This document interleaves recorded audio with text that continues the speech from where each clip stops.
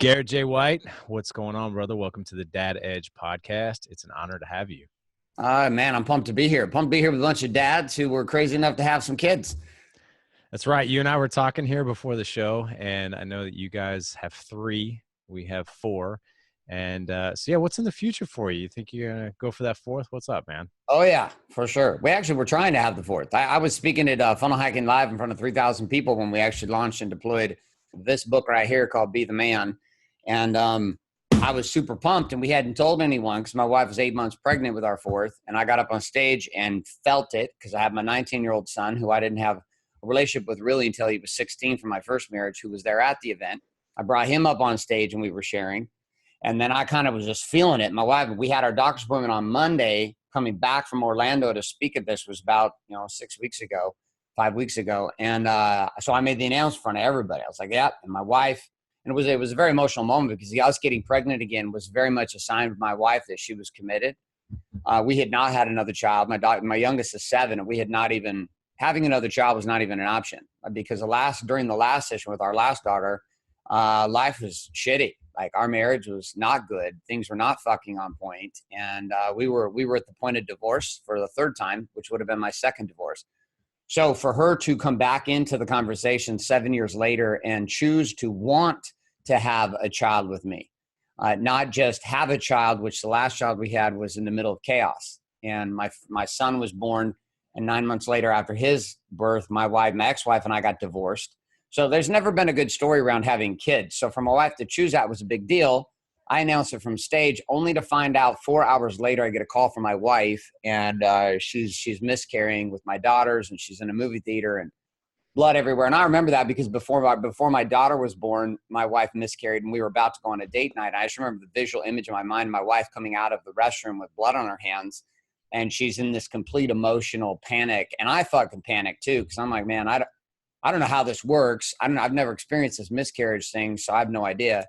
So I was sitting in Orlando, and my wife's talking to me over the phone, and she's crying, and she's like shaking, and my girls are in the back seat, and she's driving to the hospital and going through a miscarriage. And I'm having this helpless feeling sitting there as a man going, man, even if I was there's nothing I can do about this. This thing is just going the way it's supposed to go. And God and the universe is going to play the way it's supposed to play, and this body's not supposed to be there. How do we know? Because the body itself is being discharged. So it's been good. It was a very good experience, and my wife and I'll try again here in the next year. We'll wrap it out with another baby, but it opened up a lot of conversations for me and my wife to just talk about how choosing to have this 4th child was actually one of many signs that we as a couple are finally in a ride or die situation, which is my mind does not open up the possibility, nor even choose to open up the possibility of being with another woman the rest of my life. But that wasn't the case for the first 10 years we were married. About every other day I was thinking I probably should be with another woman, and I'd fucking married the wrong person, and that my marriage was bullshit, and that I was just going to be destined to being a guy who was miserable my whole life. I got to be honest, man. I didn't expect the conversation to roll this way, but I'm glad it did. You and I have got a couple of things here in common that I didn't realize. Number one, you didn't have a relationship with your son until he was 16. I didn't meet my biological father until I was 30. So 12 years ago. Wow. So we have that in common as well, where I didn't know my father. Now we have this relationship, we have had it for 12 years. So I can definitely understand where you're coming from there, probably where your son's coming from as well. But this thing too of loss. My wife and I, we were pregnant with our 4th back in 2014, and it's kind of the same thing. We had a miscarriage, and it was brutal. Because we found out 10 weeks into the pregnancy that he had a rare genetic condition that he basically wasn't going to make it. And so we went back and forth between, do we terminate, do we go full term? What do we do? We decided to go full term. And then she was 22 weeks along, and she ended up going into labor in our bathroom, and we ended up having him in the house with 2 paramedics there and everything. It was pretty crazy. I wrote a book in 2015 called The Dad Edge, and the 9th chapter was dedicated to my son that we lost. And that chapter was definitely the hardest one for me to write. But at the same time, like after men read the book, I think men are pretty tight-lipped when it comes to that, when it comes to loss and miscarriage. But man, there's so many of us that go through that. I appreciate you sharing that, man.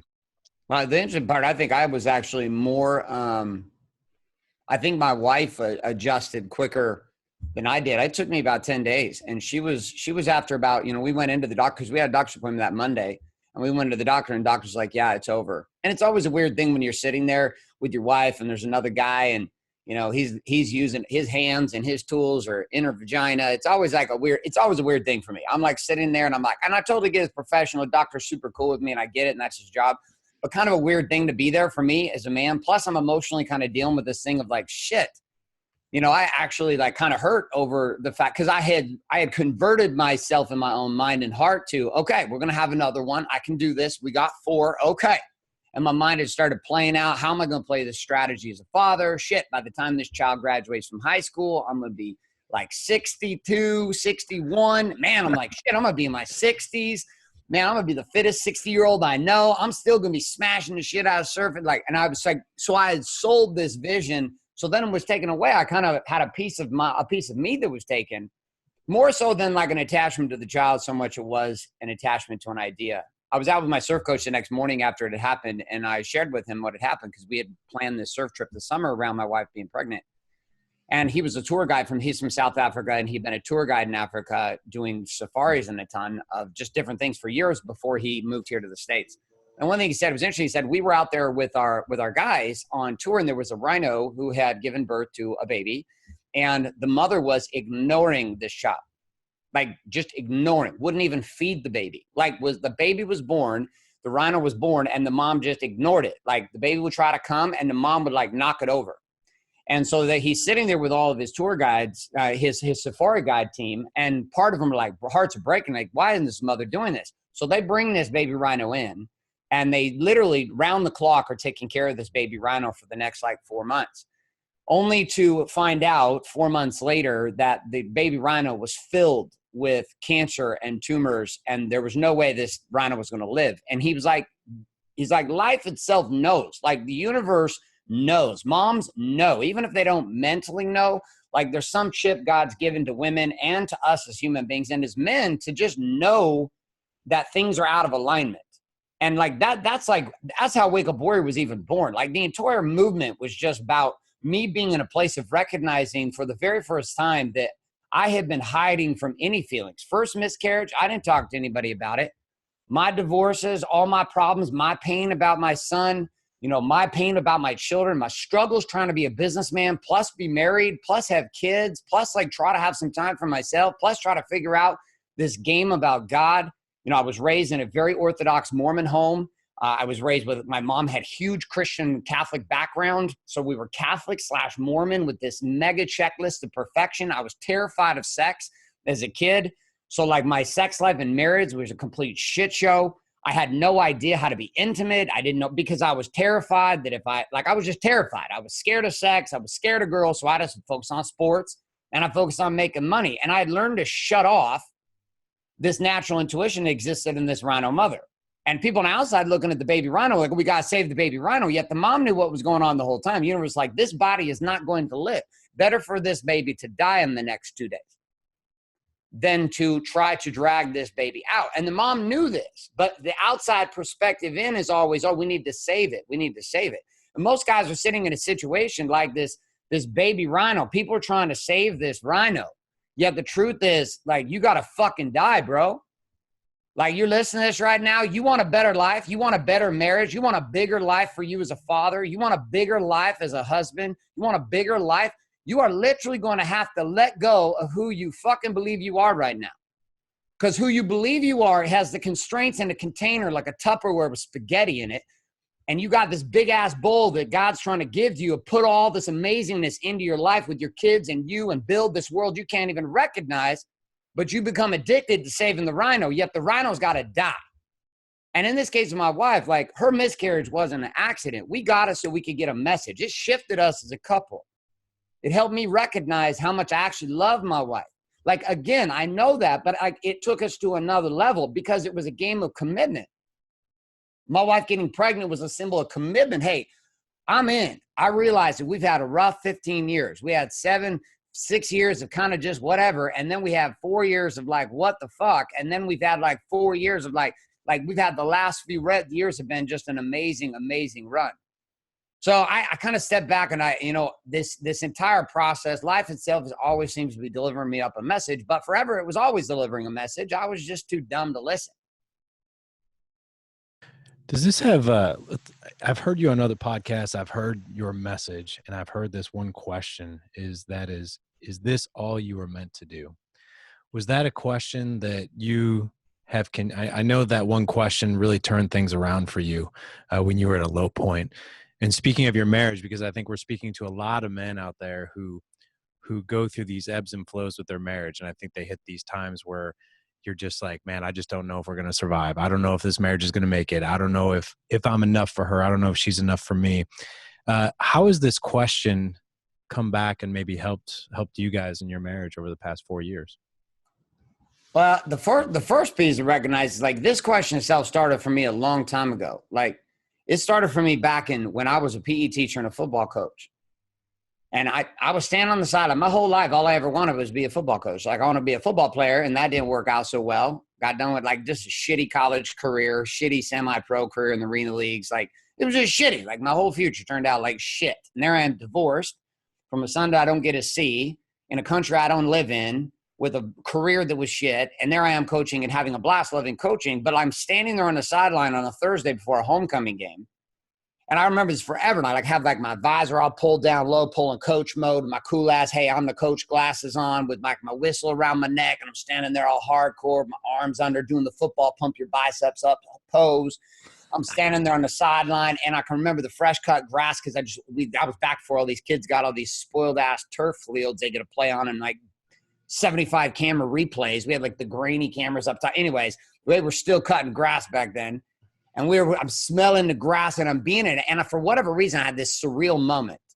Like I'm just sitting there. I have it all the time surfing, this moment where shit just like, I can't even describe it. It's like the power of the wave, the energy of the ocean, the sun is shining down. You catch the peak perfectly. You're dropping in. Everything slows down. You can start seeing like droplets of water. I'm not kidding you. It sounds like bullshit, but it's true for me.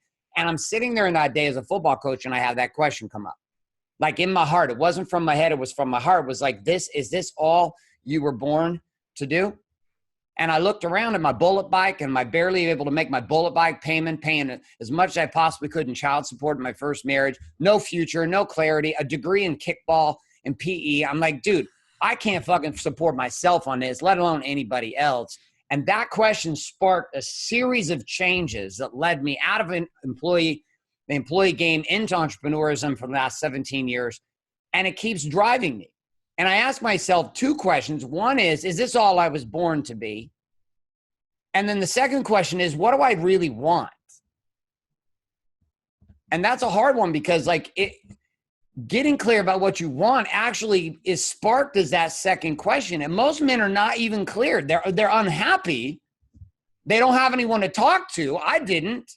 You don't know who to go to. You can't really talk about it at church because people are just going to quote shit to you. And I thought first it was just being Mormon, raised in Mormon culture. It's not something I practice anymore. My wife and I 10 years ago decided to find a different walk of life for us. And we did, and it worked, and it works for us. I have nothing against anyone that goes to any church, regardless. I have friends that are Catholic. We have friends that are Mormon. We have friends that are born-again Christian. We have friends that aren't Christian at all. We have guys that are Muslim and Jewish inside of Wake Up Warrior. We have guys that are non-denominational. It doesn't matter. But the one piece inside of it was I had to find a path that's true for me. And I wanted to know God, and I wanted to know my wife. I wanted to be happy, which sounds fucking crazy. It's like, dude, I want to be happy. And somehow you say it, and everybody's like, well, why are you not happy? And you're like, well, dude, like, I hear you. And I'm sitting at church and I'm like, I appreciate you want to quote to me words of dead people from 2,000 years ago, but fuck you, because right now my life does not work. And you telling me more fucking scriptures is not helping me. So fuck you. And I'm going to go find some answers somewhere else, you piece of shit, you self-righteous fucking prick. Yet this is what guys are feeling, but we don't got anywhere to go. So then you go to a men's weekend and you hang out, and it's like a mix of maybe possibly the full truth. But I recognize I couldn't even be this angry, because if I even got to that point, people are like, whoa, bro, whoa, whoa.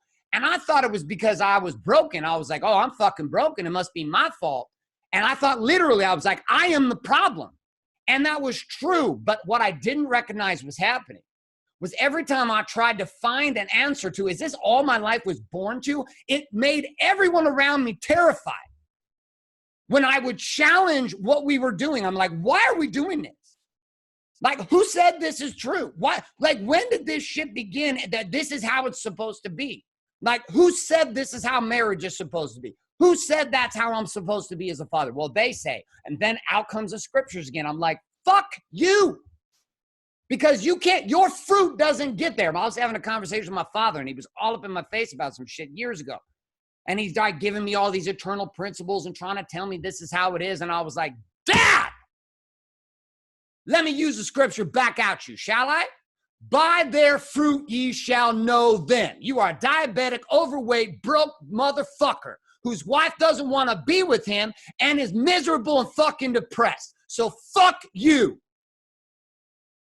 You want to quote shit to me? How about you be the results that you preach at me? And dude, I was just pissed, man. I was fucking furious. And this voice inside of me was like, burn it all to the ground and start from the truth. And I realized I was a liar. And that's all that was happening. I wasn't angry at my father. I wasn't angry at people at church. I wasn't angry at my wife. I wasn't angry at other guys who couldn't talk about shit. What I recognized in the end of all of that rage was one thing, man, I was the problem. And the problem wasn't as complicated as I thought. The problem was simply this: I was a liar. And every man I knew was a fucking liar too. And there were two kinds of liars. There were liars who just told lies, and then there were liars who just didn't fucking say shit. And the worst lies are the guys who are pretending that everything's okay. The worst guys, the most stuck dudes are the guys that everybody thinks is perfect. The righteous guy who's got the tie and the suit on. The guy who drives the nice car, has a good SUV for his wife. Kids look cute with the fucking ponytails in the front row at church every week. And everybody's looking, he's got a good golf game. Everybody's like, oh, he talks smart. He's all, and you know what I've experienced after coaching over 30,000 men in the past 7 years? That guy is the biggest fucking liar of all, but he's stuck. See, it's easy when you're like a smoker and you got a heroin problem and you got a drug addiction because everybody knows. It's like the difference between I have a food addiction versus I pop pills. I pop pills, which has become the new modern Christian game. Well, I don't want to fucking drink too much, so I'll just get prescription pills and fucking pop my way into sedation. And inside of that place, you have men that are dying.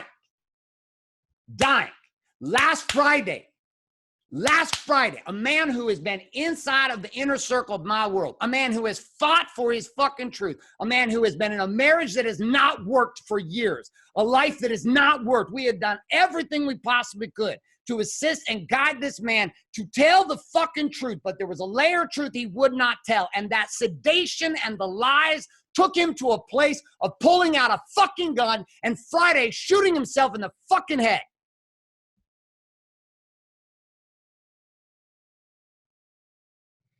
Well, I'm sorry if a little praise Jesus isn't going to work it out. There is a certain kind of man that I've been called to, which was a man like me, a man who could not find the answers, not because they weren't there. As I've come back full circle, I've realized the answers were always there. I couldn't see them because I had become twisted. As I come back around, I realized that all the beautiful truths I've been looking for were always available. I just couldn't see them. And so we go to a funeral service this next week because a man couldn't tell the full truth. Like, that's how bad it gets. We have a lot of guys that, you know, they come and do life with us as well. And we hear this a lot, which is, you know, I'm 35 years old. This is not where I expected to be. And on the surface, I seem happy and everything's perfect, but inside I'm screaming and I'm depressed, and I have all, and oh, by the way, I don't have anybody to talk to about this, because if I do talk to somebody about it, then I'm weak. You know, if I reach out for help, I'm weak. So men will live this quiet life of desperation. So Garrett, let me ask you this. what is the first step to reaching that truth that you're talking about? Dude, there's first thing that has to happen. A man has to get to a place where he doesn't feel like he's alone. Right. So there's two kind of things. Like, this was my challenge. Like, I literally, Larry, I thought I was alone. I literally didn't think there was another guy on the planet, which is so insane to have thought this. Yeah, it's what I was thinking. My wife would tell me, you're weird. That's not how guys are. Like, you think about sex way too much. I'm like, shit, maybe I do think about sex way too much. You're too loud. I'm like, shit, maybe I am too loud. Like, all these people my whole life had told me, you're this, you're that, you're broken, you're this, you're that. Everything about who you are is broken. You're weird, you're strange, you're too noisy, you're too obnoxious, you're too rude, you talk too loud, your tattoos, blah, blah, blah, whatever. And it came from my wife too. And so I had created this game that I felt like I was the only guy in the equation who felt like a psychopath underneath my suit jacket. Like, I was the only guy sitting in church with my wife right next to me, and a woman walks by with a super tight ass shirt and nipples popping through the shirt at church, and I get sexually triggered. I'm like, my mind for just a second is like, oh, I'd like to fuck that girl. And then I'm like, oh shit. And then my mind's like, man, I bet you my wife just thought, oh shit, did anyone see me think that? I'm like, so then I'm trying to play it cool, because in my mind I'm like, man, I just kind of play the scenario out for about 5 seconds here. That was probably not the best idea. But what was I doing? I was desperate. Like, I was desperate. I thought I was the only guy in a marriage with a beautiful woman who wasn't getting laid. Everyone look at me. Oh, your wife's beautiful. She's like a fucking supermodel. She's like a little Barbie doll. You should be having lots of sex. Like, this was the assumption everyone made. But then I didn't have a safe place to be like, well, that's not actually happening. What's actually happening is I'm having sex like once a month. And like, I'm going to porn and masturbating just to fucking survive, because I don't even know what to do with this. And then I started drinking just to suppress my sexual energy, because I didn't have anywhere to go. And meanwhile, the whole fucking time, I think I'm alone with somebody jackass telling me the answer is to read the scriptures. I'm like, oh my God. Literally right now, I want to fucking murder all of you. I'm like, I'm so pissed right now, but I wouldn't say anything. I would just. So you have to be honest about what you feel, and you got to get in conversation with other men to recognize you're not alone. Like, if you can't be honest about where you're at and what you feel, and you don't get yourself in a conversation, it doesn't matter. Like, you don't get yourself in a conversation with a bunch of other men who are also what? Telling the truth about where they are. See, that's the key. If you can't tell the truth about where you are, then it doesn't matter how many men you hang out with. You're going to bullshit. You're going to posture. You're going to alpha up. You're going to try to be a badass. You're going to try to talk about some other shit. You're going to distract. I go to the beach club every weekend with my wife. We hang out right by our house, and we hang out with all these people. 99% of the conversation, I'm literally sitting there the whole time just going, oh my gosh. Like, can we talk about something real? And the more drinks that everybody has, the more retarded everybody gets. They just get stupid. You're like, and people I don't like when I say retarded, they're like, oh, that's so rude. No, literally, you start putting more alcohol into your body, and you retard the ability of your mind to think and your heart to feel, and you become ridiculous. And in that place, people just become stupider. And we haven't talked about shit even when they were sober. Then they're drunk. And all of a sudden, guys will start to talk about feelings. Of course, the minute they're undrunk, now they go right back into the little wrapper. So 2 simple things. 1, you got to tell the truth. Like, if you don't tell the truth to yourself, you got no shot.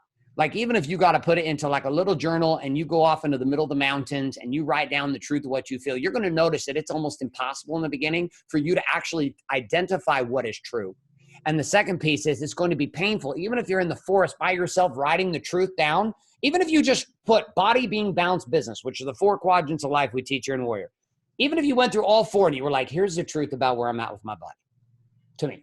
Here's the truth about where I'm at in being with God and spirituality and purpose, religion, whatever. Here's the truth. Here's what I really feel. Here's what's going on. Here's my truth about what's going on with my marriage. Here's the truth about what's going on with me as a father. Here's the truth about what's going on with me as a businessman and my bank accounts. And you took it all and you burned it. You will find that process is actually quite difficult, because we've been trained to lie from the time we were young. Don't say that. You say something, you embarrass your parents, they cover your mouth. You say something inappropriate at church and people say that's inappropriate, that's not reverent. You're like, are you kidding me? So we're teaching kids, you get emotional, go to your room.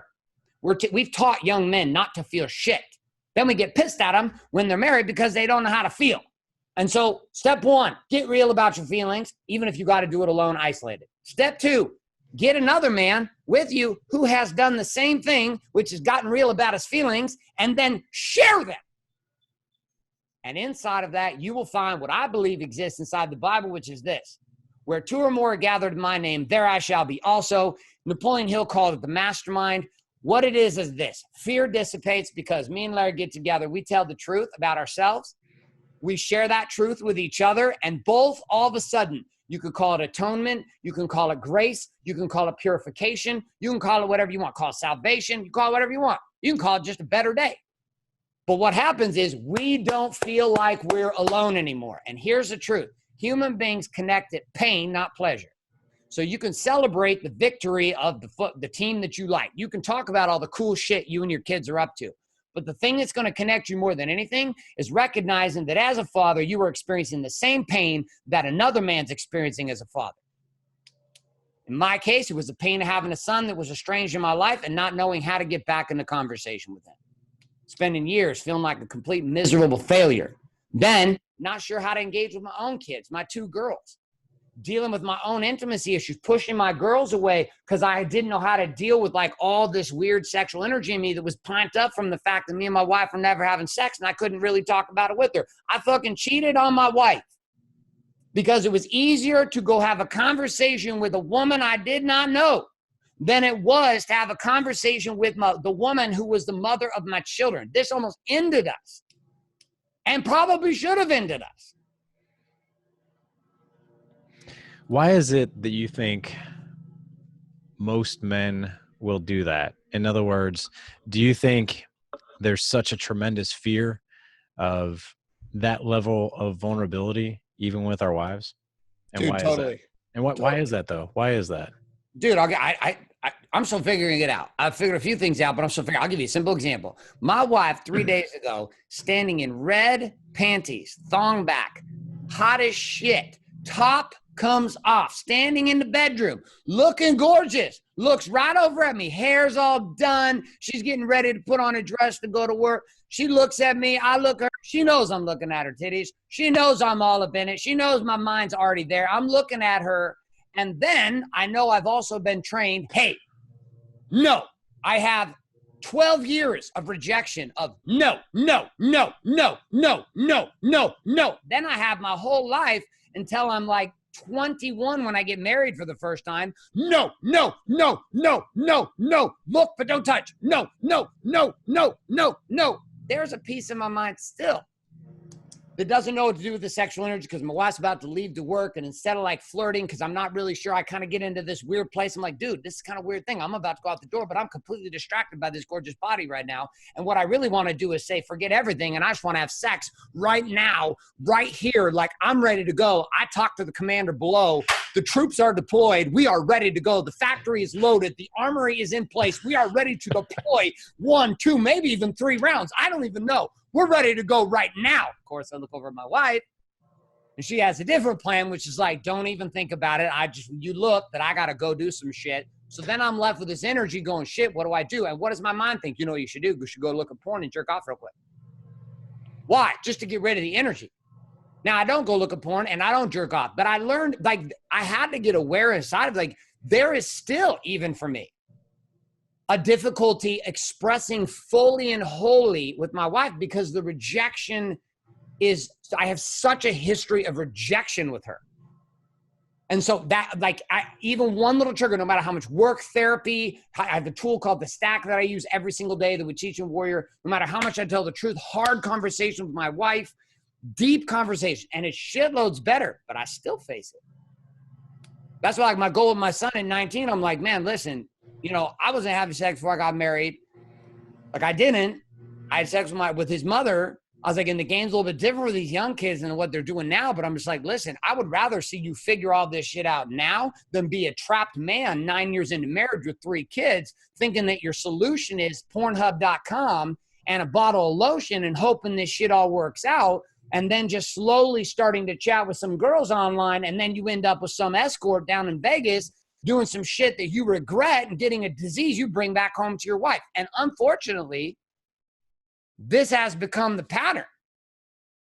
Guys are either, and dude, in Mormon culture where I was raised, if you're a dude and you look at porn, like it's like grounds for divorce. Like, it's like, oh, you looked at porn, you're divorced. I was like, sweetheart, let me give you a little check-in on reality. I shared there's a whole group of women. I was standing there. I needed to shock them a little bit. 200 of these Christian women. And I stood up and I was talking to them from all different churches. I said, listen, here's the deal. Your husband looks at porn and it's your fault. How do you think that went over? Like a turd in a punch bowl? Yes, yes. The whole room was pissed, angry, but I got their attention. And over the next hour, we talked about it. I said, listen, you can't expect your man to act like a king if you treat him like a fucking dog hitting him with a newspaper. Like, what do you want him to do? He's got to survive, and he doesn't know how. And sex and communication are the two hardest things for men inside of marriage. Some guys have got this figured out, but most marriages, the women focus on the kids, the man focuses on the business or getting the money, and occasionally they go on a wild weekend to Cabo or Cancun and have like this glorious 3 days that the guy only knows, well, that was amazing. And maybe in 2028, I'll get to have that experience again. Of course, my wife will probably be in menopause by then. So pretty much I'm fucked the rest of my life. Like, I had to admit that I wanted to have sex. Like, that was one of my first things that was crazy with my wife, is I had to stop pretending like sex didn't matter. Okay, it was weird. It sounds crazy. I had spent my whole life saying sex doesn't matter. Now, I found out when I started talking about sex with my wife, we started having a lot more sex. And inside of having more sex, I actually stopped looking at sex as the answer. But I'd spent 12 years thinking that the only problem was I needed to be with a woman who just, wanted a little cowgirl, maybe even a little reverse cowgirl in the morning, and then maybe, blowjob at lunchtime, and, a little go time missionary at the nighttime. And then, I'll just make a bunch of money and we'll do it. Like, as weird as this sounds, when guys are honest, they want a woman that can take care of their kids, and at some level, they want a porn star. Like, it's just like it. We want this, like, as guys, and that's a hard thing to acknowledge. I want a woman who wants to get wild with me and connect with me sexually, but I also want a woman who's great with my children. Well, this is like asking for the sun and the moon to be risen at the same time. And so hard. What's the best way we start that conversation with them? We were just on a mastermind call this morning. We've got a mastermind group called the Dad Edge Alliance. Awesome. And we started talking. We had this conversation actually this morning on a team call about how we start that conversation about what our needs are in the bedroom. And I asked the guys, how many of you guys are afraid to share with your wives what's actually on your minds on an intimate level, a sexual level? All of them raised their hands. And I asked, well, why is that? And it was the exact same reason that you just said. Well, I got told no so many times. I'm sick and tired of getting rejected, so I'll just take the sex that I get. That was kind of the overall general response from these guys. My question to you is, how do we have better conversations with our women where we can express our needs about sex, and perhaps it would just be an overall just better experience for her and us? So here's the only way I could share from what I did for myself. First thing I had to recognize is I had to come to understand what I was actually feeling. Because what would happen is I would be really frustrated, and I would be mostly frustrated because I wasn't sure how to communicate what I was feeling and needing and wanting. So I was scared to talk about what I actually wanted. For some reason, I had this chip in my brain being raised the way I was raised. I mean, my mother was amazing. I love my mother. My mother was like my mother, my father. She was like the alpha and the omega. She was like God. She was everything to me. My mom was like fucking rock star. Didn't have very much money growing up. My mom made it work. We had lots of cornbread and we had lots of pasta. Like, my life was like, my mom was amazing. My father did the very best he could. He was raised by a father who was never around. My grandfather was a colonel in the Air Force and was gone always. My father didn't have anyone to raise him. He was the baby in the family. So my dad was raised by his mother, and I was being raised by my mother. And inside of all of this, I was never taught how to actually engage in a conversation of truth with myself as a man. My mom has a vagina and breasts. What can she teach me about having a penis and testicles? Nothing. Yeah, the man who was supposed to give me some guidance on all this. The first time I masturbated, I thought I needed to go to the hospital. I was like, holy shit, what have I done to myself? I was like, oh my God, there's shit coming out of me right now. Like, what the hell? I don't remember how old I was, but I was literally terrified. I was sitting in the shower as a young kid, and I was like, but who am I supposed to talk to? Like, I can't talk to my mom. That's fucking crazy. And then, like, I couldn't talk to my dad because there wasn't even open dialogue. So when the beginning, when I started, I would fight with Danielle about this all the time. What would happen is I figured out what happened to me sexually. when I had sex, I was always caught up with this 1-2 game, which was 1, this is awesome. 2, shit, this will probably not come back again for a long time. And because it hasn't happened for a long time, it's this really short fucking window of like a couple minutes. And I'm like, damn it. So like I was constantly plagued with this, like, do I even want to drink of the water? Because I've kind of gotten to a place where I can be okay with not having water. But once I have the water, then I really want the water again. And I just don't know if I want to go back to wanting the water, because it's almost worse to want the water and not be able to get it than to have the water or not know that I don't get to have the water. So I was dealing with all these feelings and I wouldn't talk about them. And then we would go. We'd have sex. Here's how it would go down. First 3-4 days, I was like a saint. Anything my wife asked for, I was like, you got it, babe. Then about day 5-6, I was like, hey. Then about day 7-8, I was like, are you fucking kidding me right now? Then about day 9 and 10, I was like, you're fucking dead to me. By 14 days, I was like, you are a lamppost. I am going to find me a new woman. I am in a wrong marriage. This is bullshit. Then it got awkward. Then I didn't even know how to approach it because I was getting so angry. Then I would go from angry to, you don't fucking exist to me. So within 14 days, I would go from, I love you, you are the sun, the moon, and the stars, I will do anything for you, to, I am literally considering divorce right now. Bitch, what's wrong with you? Like in my mind. And I would ignore her. And that's when the alcohol started. Because alcohol allowed me to just completely cut the balls off my sexual drive. So then I didn't give a shit. Literally, I'd be like, you're hot. Literally, my wife would look so good, I did not give a shit. I was more in love with Jack Daniels than I was my wife. Why? Because Jack Daniels never fucking turned me down. And there was always enough. I was in abundance. Jack Daniels could pour from the heavens. I could buy 42 bottles of Jack and just set it around my desk and just look at me. Never talk shit. Never told me I was weird. Never told me I was a bad person. Never said I was asking for it too much. Actually, the opposite happened. It just sat there neutral and let me do whatever I wanted. So I started getting into a heavy drinking problem. And our marriage, interestingly enough, got better for a time because I stopped with this weird conversation and I made her pursue me. I'm not telling you should drink to go pull this up, because then I had to face the consequences of being a fucking damn near alcoholic over 7 years. So I started, though, inside of all of that, between the alcohol and marijuana and anger and fights and yelling and throwing shit and breaking tables and getting angry and going on trips to Hawaii. Vacations were the worst. The worst. My wife's like, why do you want to travel? I was like, you tell me why the fuck I want to go to Hawaii with you in a bikini every single day, all day long. I can't distract myself with work. At the time I didn't surf. Now I surf. So I just disappear for like 10 hours and go surf and I just make love to the ocean. She never turns me down either. Jack Daniels and the ocean, both ready 24/7, just like me. My wife, though, I was like, vacation, I can't do this. Because I'm on vacation with you. Now I'm sexually triggered all day long and I don't even know how to deal with it.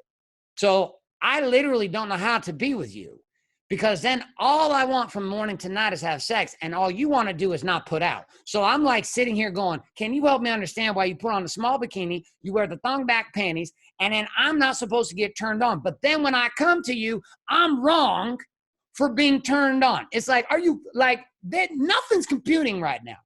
So I started just investigating me. I was like, what the hell is going on in me? Like, do I really want sex as much, or is it just because I'm not getting it? I was like, what is really happening? And I started studying me.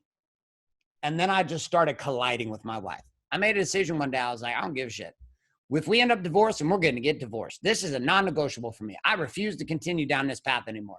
This shit is going to change. And so we did. And we would collide. And then we get in a fight. And then I would yell. And then she would get angry. And I would get angry. And I'd be like, it's bullshit. I would do it in restaurants. I would do it on date night. I would do it on vacation. I literally just went to war with her. I was like, I refuse. I am young. I'm young. I'm 40 years old. But this was actually back. I'm 37, 38 at the time. It's like, I'm 38 years old. I refuse to live the rest of my life like this. I'm not going to become my parents. I'm not going to become my in-laws. I'm not going to become all these people in their 50s and 60s miserable as shit. I refuse. I will get divorced again and be a single guy on Tinder the rest of my days, and I would versus be here in this fucking prison with you. No. I'm going to change this shit for me. I am not going to die so that this thing, I'm not okay. I'm not okay. And I started telling it, just colliding.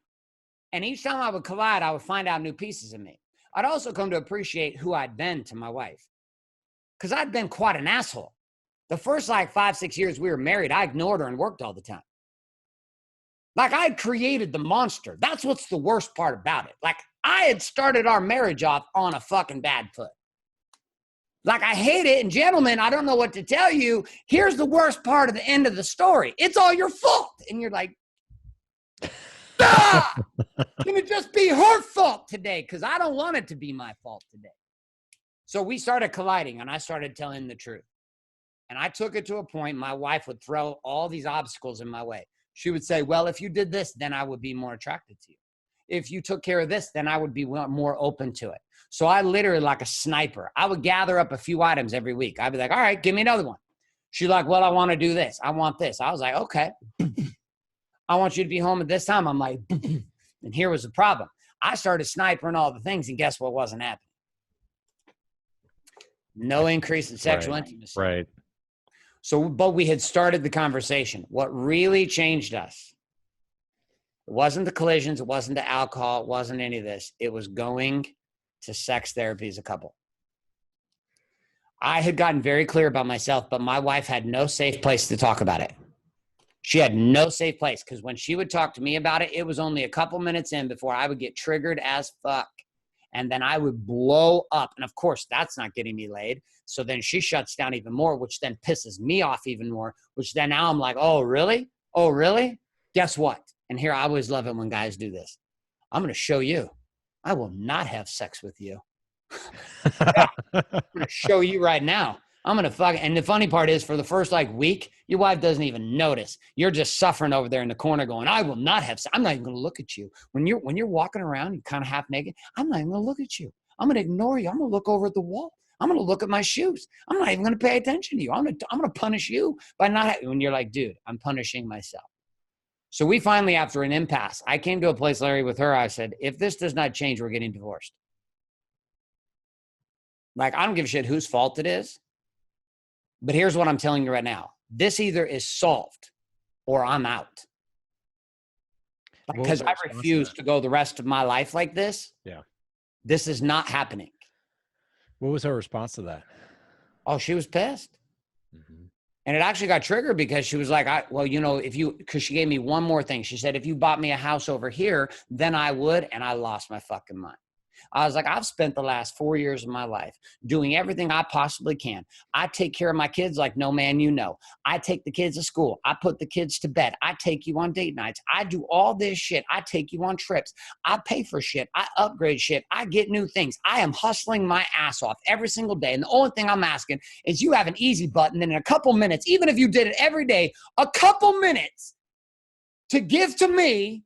And you can't do it. And unlike your addiction with shoes and Instagram and buying shit, I can't take that away from you. So you get to satiate your shit every single day. Me, on the other hand, I'm fucking in prison. What do you want me to do? You want me to go get a hooker? You want me to go get an escort? You want me to get a girlfriend on the side? No, then I'll divorce you. Exactly. And what if I took away everything that you could get from shopping online and your cell phone and all the other shit that you use to sedate and connect with yourself? I don't have control of that. As much as you want to look at shoes is as much as I want to touch you. And guess what? I have no way to deal with this shit. So fuck you. And we blew up in the kitchen. I say, we're either going to therapy or I'm out. So what was therapy like? How did you guys get through it? It was fucking amazing. It was a shit show too. I'm sure. And I'm sure, did it get worse before it got better? It actually got really good, really fast. And that's good. We picked a therapist. So here's how we did the therapy trip. So if you're going to go on a therapy thing with your wife, you've got to be all in committed. And by the way, I'm not talking about you go talk to your pastor. Your pastor is not a therapist. Your leader in your church has not been trained as a sex therapist. You're going to get scriptures thrown at you. I'm not saying don't go talk to people who you believe in your church. What I'm telling you is, if you want real therapy, go work with a fucking professional who deals with sex and marriage. Go find one. Here's the key, though. Go find a bunch and go to a bunch. And here's the big key. Make sure the one that you pick, your wife is comfortable with and loves and feels like she or he is on her side. Because here's the deal. You don't need someone on your side if you're clear about what you want. I was clear about what I'd want. I had gone to so many events, so many workshops, hired so many coaches, had gone to so much therapy, had gone to so many meditation retreats. I had done everything I possibly could, including damn near buying stock in Jack Daniels, to try to get to a place where I could make sense of myself. But I was at the end of my rope. I was like, I can't do any more investigation on me. At this point, you got to fucking shift. So either you shift or I'm out. And our last chance is you need somebody to talk to, because even the people you talk to are your sisters and your mom and some of your girlfriends. They're all bullshitting you. They're not telling you the truth. You're not telling them the truth. You need a place to feel safe. So we went to therapy, and dude, it was amazing. We drove for an hour and we had to talk about what we wanted to talk about during therapy. Then we would get to therapy and I could yell just like I'm yelling right now, only I would yell at the therapist instead of Danielle.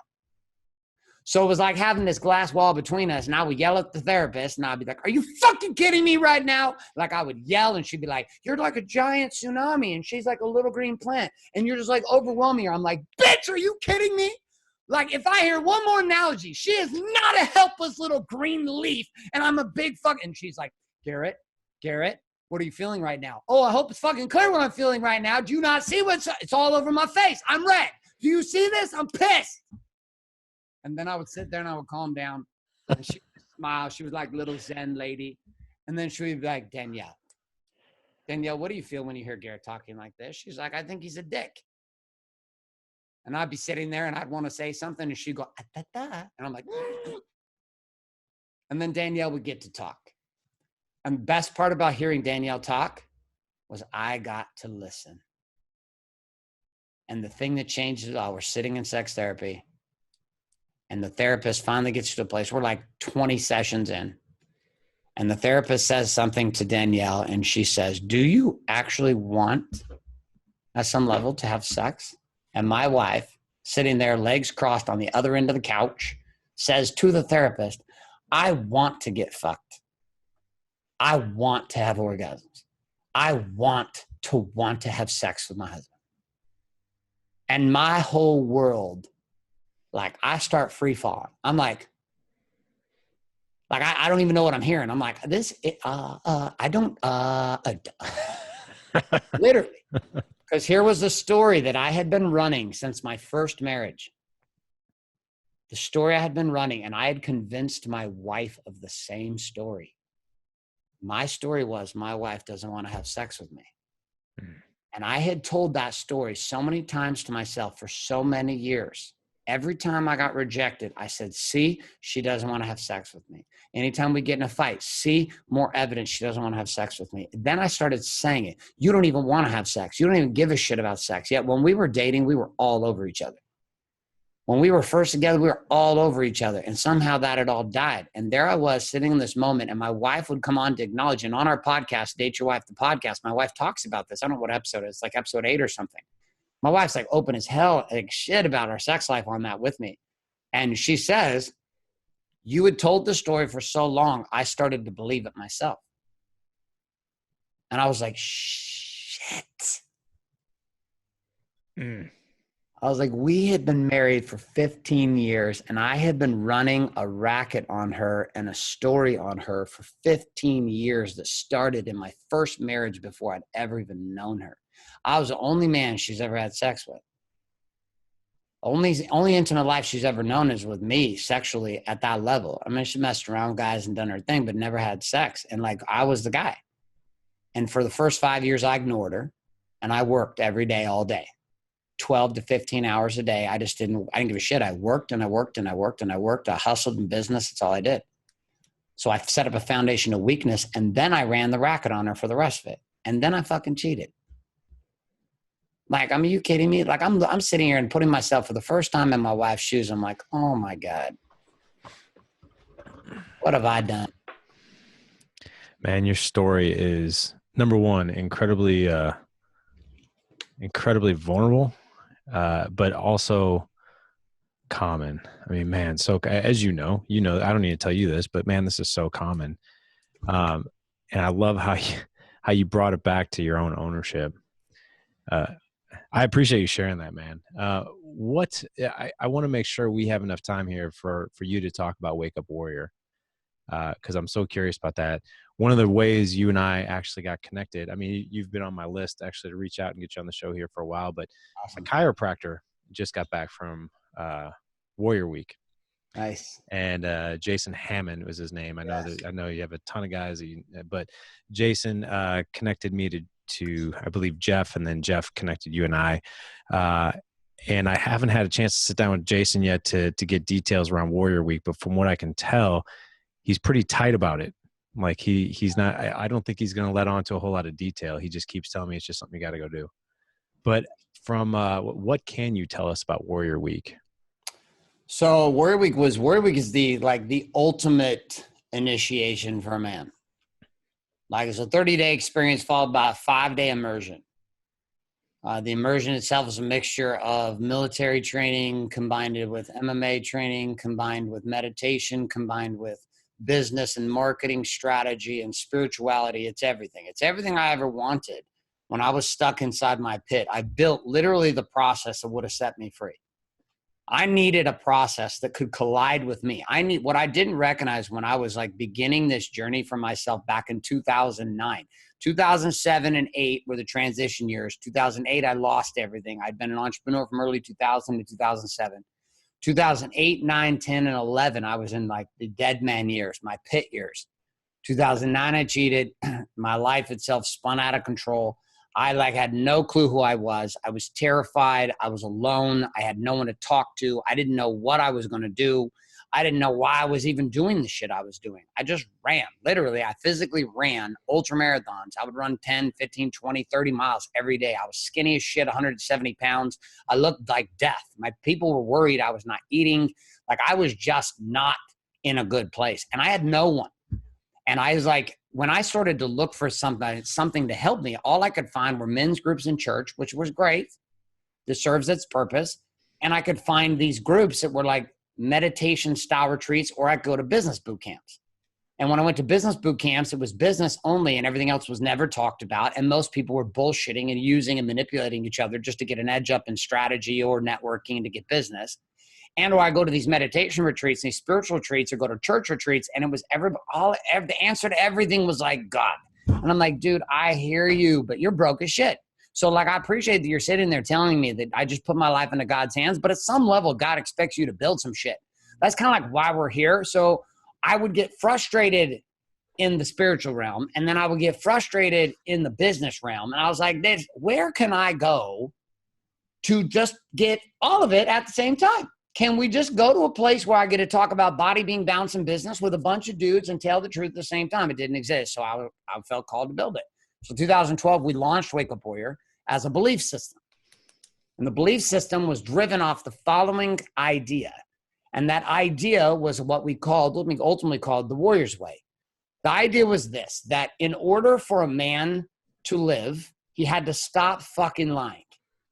And the only way that a man can stop lying is to tell the truth to himself and to tell the truth to a small group of his brothers, men that he could trust inside of high professional athletics and inside of military. What I'd seen as I had interviewed, hung out with, spent time with, and participated in groups with these men were so bonded because they bled at a certain level through pain together.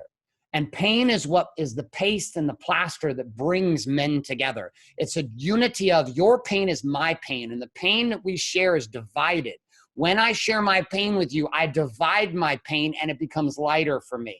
And my pleasure and what works for me when I share with my brothers also expands. So we can help leverage the pain together and carry it as a unit. But at the same time, we can exponentially grow the pleasure of the happy shit that's happening for us. But I didn't have anywhere to go to talk about happy shit and celebrate. And I didn't have anywhere to go to talk about painful shit and commiserate, like get support. So I was like, what would it take to build this? And so we started it virtually in 2012. And I didn't know where it was going to go. I just felt this voice inside of me saying, you got to go. You got to go. Take the thing that you have been doing. In 2008, I started creating this game for myself in this journal. And the game was about tracking and gamifying my life. I was like, I'm going to get points for everything because I have no idea if I'm winning in marriage. I don't know if I'm winning with my kids. I don't know if I'm winning it with God. I'm going to make up some points like I would KPIs, key performance indicators in business, and the same indicators I would find as an athlete. I'm going to put those into being and balance too.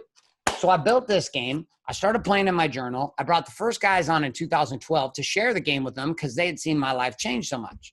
When we first started, it was body being business because me and Danielle were still a shit show. We were still trying to figure ourselves out. So I didn't even talk about balance because I was like, I'm not the guy to teach you how to balance because me and my wife were still having tons of fucking problems. It wasn't until 2014 we started including balance.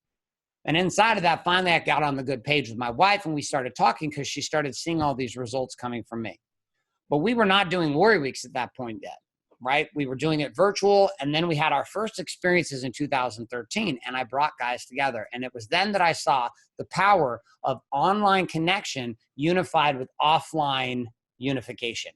And we brought guys in and guys just went, it just fucking worked, man. Like it just worked. Like you put 10 to 15 guys together, you have them do shit that's physical, you have them fight each other, you have them do hard shit together, you have them suffer together, and then you have them tell the truth. And you just get everybody fucking honest. And that was what I saw happen in our virtual stuff. Is that as we got guys honest with each other, there was this power that showed up that you could not buy, you cannot fucking fake, you cannot imitate. It is real or it is not there. And it's only real when you have men unify and bathe themselves in the present moment of what some may call repentance, some may call atonement, some may call it oneness, some may call it grace, some may call it just fuck, I'm free of my shit. When you don't feel like you have something to hide, you trust the people that you're around and you get to be all of you. You don't get to be the part that people accept at church and the part that your wife accepts. Well, my wife only accepts this part of me.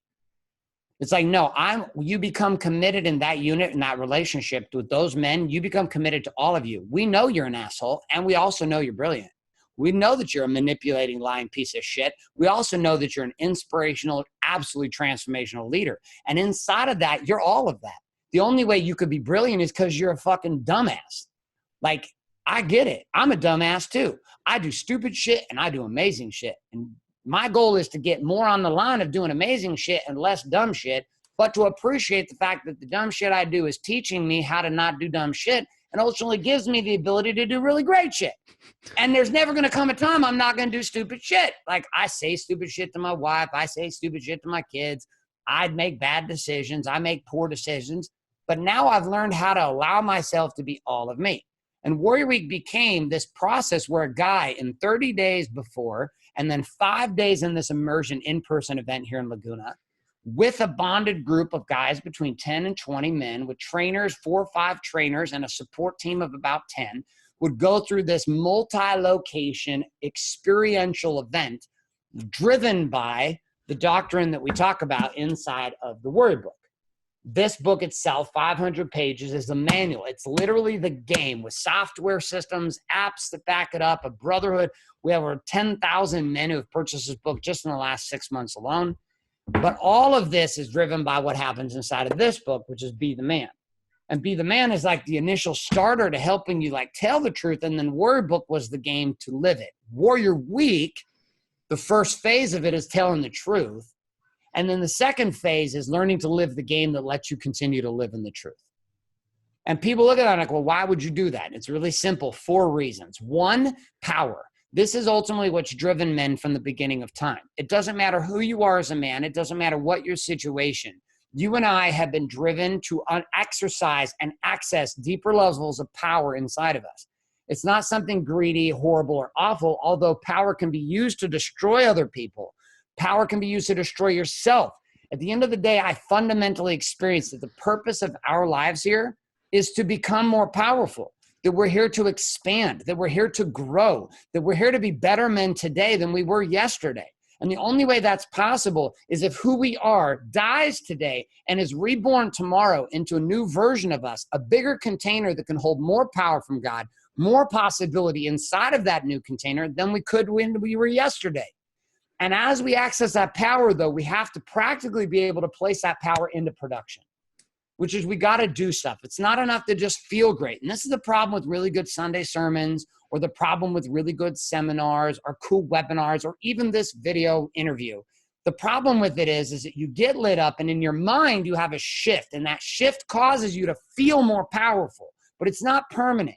It's not permanent because it hasn't become who you are. You've learned the possibility of expanding, but you haven't lived the container. So we can speak to the possibility of potential, this endorphin rush, this spirit that enters your body and says, you can be more, and you must be more, and you must grow, and you must die to who you are to become the man you need to be tomorrow. But the only way for you to keep the power is to put that power into action. You must produce with that power. You must do shit. You must do more today than you did yesterday. Not more in the sense of I need to do literally more things on my checklist. The things I do today have to count more than the things I did yesterday. But it was difficult to know what to do. And so we built the Warrior Book and the Core 4 game to give men an opportunity to know what to do with all this power. What do I do when I have this power? Insert stage right, the challenge-based lifestyle, which was to always be in a situation as a man where you're living towards a challenge across all 4 domains of life. So I access power, but then I put that into production across the Have It All lifestyle, which is putting myself in harmony in body, being, balance, and business. The result that I'm wanting, the third piece, is the results are only the thing that matters. All the power in the world doesn't matter. All the doing of shit doesn't matter. That's why people inside of Christian communities will tell me, well, it's not, so you can't act your way to grace. You can't live your path to power. God cannot give you, so you can't earn it. I was like, I'm not saying that you can't. What I am saying is, although salvation may not be in my hands, salvation may be a gift to me for free. My liberation is inside of my own incarceration is all on me. Which means you can be saved and still be a slave. And I know plenty of people who are quote unquote saved yet live as slaves every single day. And I believe we were put here to figure out how to liberate ourselves from our own ridiculous minds and how to allow ourselves to become more. And so we have to focus on results. Results are the only thing that matter. By their fruit ye shall know them. By the results, not by what they say, not by how they even do shit. What are the results that show up from the being power and the doing production inside of the fruit of profit? Like what shows up? And if you don't have a marriage that's changing, I don't give a fuck how powerful you think you are. You are not doing what is required to bring about more fruit. Your fruit must be bigger and better and brighter today than it was a year ago. That's why when I sit around and listen to dudes you're like, tell me something cool that happened to you with God. And they want to talk to you about some shit that happened 20 years ago. Oh, when I was 20 years old, or when I was 17 years old, or when I was 25 years old. You're like, dude, you have 5 kids. You are 52 years old. How in the fuck do you not have some new stories for me? God damn it. What is wrong with you? You unplugged 2 decades ago and went into survival mode, sedation. Ooh, I get it because I did too. So profitable results. And then the last piece, you got to protect it. See, once you start to live this lifestyle, you don't ever want to go back. You'd rather die than go back to the bullshit you thought was living. I literally think back to the world I lived. I'm 41, 42 this summer. I'm 42 in a month.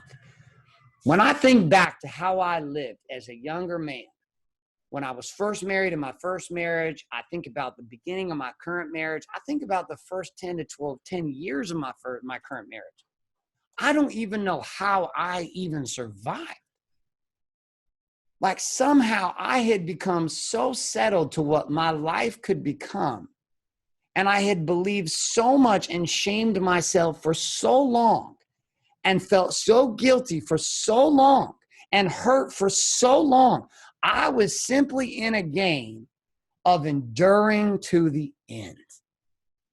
And I lived on some twisted, interpreted truth about God inside of me, which was somehow I'm here in this life. This life's supposed to be shitty, I guess. And if I can just endure this life, and if I can just endure this shitty relationship, and if I can just endure this shitty job, and if I can just endure this shitty game, somehow my life will work out. And so men come to Warrior Week because they want to fast track it. They come to Warrior Week because they're like, I cannot continue. If I just read some shit, I listen to some shit, I'm not going to change. I need somebody to collide with me. I need men to get in my face. I need to go toe to toe with myself in the face of another man. I need to stand in a place that says, I refuse to go back. I cannot go back. I refuse to live the life that I'm currently living. I will fucking break into the next version of me, or I will die trying. And so Warrior Week is not for everyone. The truth is, it's not. Like, we have 700-800 graduates of Warrior Week. We have events that have 500 to 3,000 men that attend them inside of our Warrior Con events. But in the end, where we're making the biggest impact, even beyond Warrior Week, is just a simple introduction of these tools. Like these two books right here, I felt so called to write them. This one is the prequel. This one can be read in 2 hours, Be the Man. And it just helps a man just realize, dude, you're not alone, man. Like you also, our society has completely painted us into a corner. And nobody's talking to us. Nobody's talking to us. Everybody's talking to the girls. Everybody's, and if you want to go further than that, they're talking to the women. You want to go further than that, talking to the lesbians and the gays. You want to go further than that, they're talking to the blacks. I get it. Listen, there's a Black Lives Matter. I don't think that's a bad thing at all. I think it's fantastic. My friends that are black, we're African-American. I get it. I get it from at least their sharing of me. I'm a white man. I don't understand fully. I'm not gay. I'm not a lesbian. I understand that they need some things too. Good for you guys. I'm not a woman. I don't have breasts and a vagina. I appreciate that there's a women's suffrage movement and that we give a shit. And even Disney recognizes that women need to be empowered. Disney even knows that women are taking a stand right now because most men are fucking fading into the sidelines. The characters inside the movies my daughters watch don't even need a prince anymore. Hell, most of these movies now are about the girl saving another girl. The sister saving a sister and the mom saving the daughters. It's like the men have been completely cut out of the fucking equation. And you know what? Rightfully so. Because most of us were just too weak to know what to do. And we are now on 100-year drift. This didn't just start today. We were under the drift. My grandfather was under the drift. My father was under the drift. I was under the drift. And my son was going to be under the drift. And my son graduated from Warrior Week last week. 19 years old, the youngest man to ever graduate from the Wake Up Warrior Crucible. Almost 1,000 men have graduated from this. Badass military men, badass businessmen have dropped out of this fucking game. And my 19-year-old does it. And at the end of his experience, I'm standing in a cemetery with him. And the young man who I had been known as Garrett to his whole life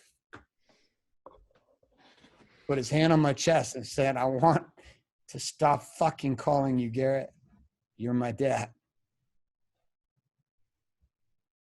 And my heart broke. And I realized at the end of the day, like, even if everything I had built was just to put my own family together, then it was worth every second, every moment of questioning. Every day I wanted to quit. Every moment it seemed easier to just say, fuck it, and run away from my marriage and run away from my family and run away from my businesses. And yet I'm living proof of this. I don't teach this shit because I'm some fucking personal development teacher. I'm not Zig Ziglar or any of the rest of these guys from the old guard who want to give you cool ass quotes. That was a time and a generation that is dead and fucking gone. We live in a modern war, a war against men, a war where men are fucking being slaughtered by their wives, by their children, by society, and we don't even know it's happening. And the younger generations are being plugged in to these fucking cell phones, and they're being disconnected at epidemic rates. Divorce levels are running rampant. Marriage is not even happening. It's not even an option in the minds of most millennials now. They don't want to get married. They don't want to have children. They don't want to grow. And we have become a society that is living into a situation where our future leaders cannot even fucking lead themselves out of a goddamn cell phone addiction. And we believe that there are problems now. The problems we face are going to get worse. And it is up to you and it is up to me to break the fucking chains. To literally take this and say, I cannot fucking do this anymore. I will not do this anymore. Fuck this game. I will not fucking live this way anymore. So fuck the stories of tradition. Fuck the patterns that got us here. Fuck the games that have me hiding inside.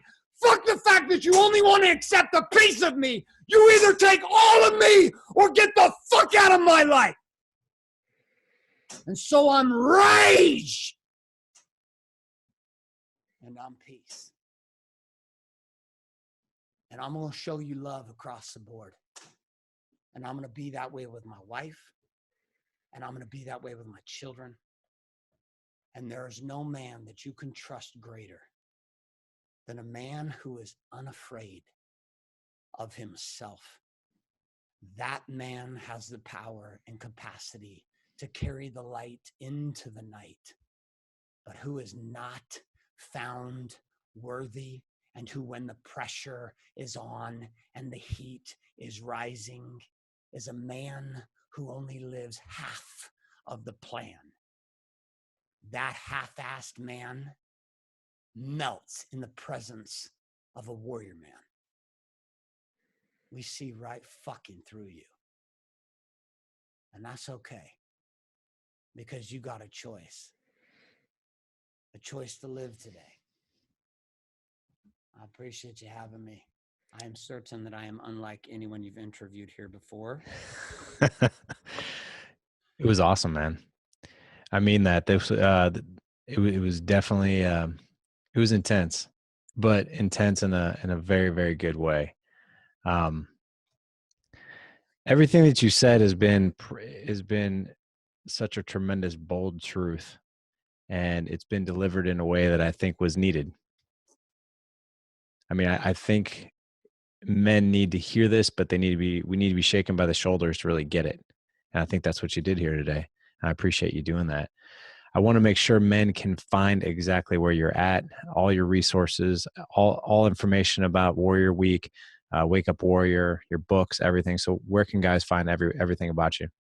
I would say right now, like the best place to go would be go to warriorbook.com. And then warriorbook.com, where you're going to find out about what we call our King's Kit. It's a new game. We just brought 1,000 guys in the past 6 days. We're doing 500 guys a month into a virtual experience with us, which is this kind of intense training. It happens every day. You get a network with 500 other guys through a process for 30 days. It's $100. We've made it available. It's what we used to charge just for the Warrior Book, but I wanted to be able to deliver the fire necessary so that the words on print would come to life for the man. So it's an experiential process. It's a game that we do right now. You can find out more about that at Warrior Book. You get Warrior Book, you get Be the Man the book. We send you a War Map journal. So you get all 3 of these books. Plus you get the 2 books, plus you get this War Map and a pen. And there's no strings attached, no catch-22 to it at all. Like, if it makes sense after that, a guy joins our brotherhood and comes into the game with us over long term. If it doesn't, then the worst case, it's the best 30 days that he's ever had in at least with this kind of content and training. And then also I'd recommend that you listen to the podcast, Date Your Wife. I mean, today has been a conversation around marriage, which is fun because I don't really get to have that one and talk about my kids and marriage a lot. Most people bring me on to talk about money. Which I get that game too, but I actually really love the conversation of marriage and kids, like, more. But Date Your Wife is a podcast. It's like basically my wife and I go into therapy every week. And it's crazy. Like, my wife has like come up with all kinds of things. Like, she created a strategy sexually called Quickie Porn Star. It was hers, not mine. Yeah. And like, dude, she's got like this other thing, like, which is like, she did a new one recently on our show like a couple weeks ago, which was like, take care of yourself. No, warm me up and then take care of yourself.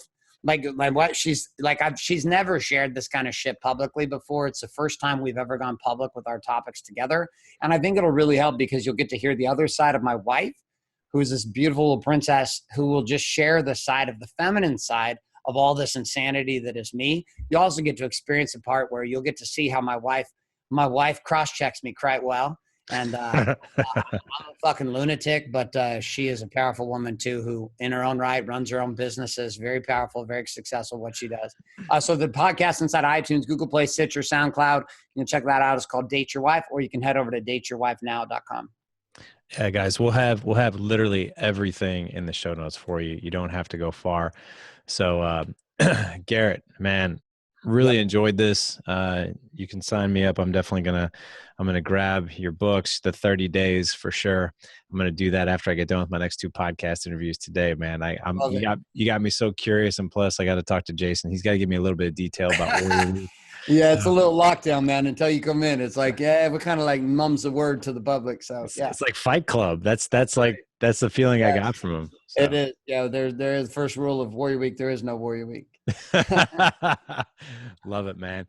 Thanks again for your time, brother. I You really got it, appreciate man. you coming on. You got to have a great day. You too. Bye-bye.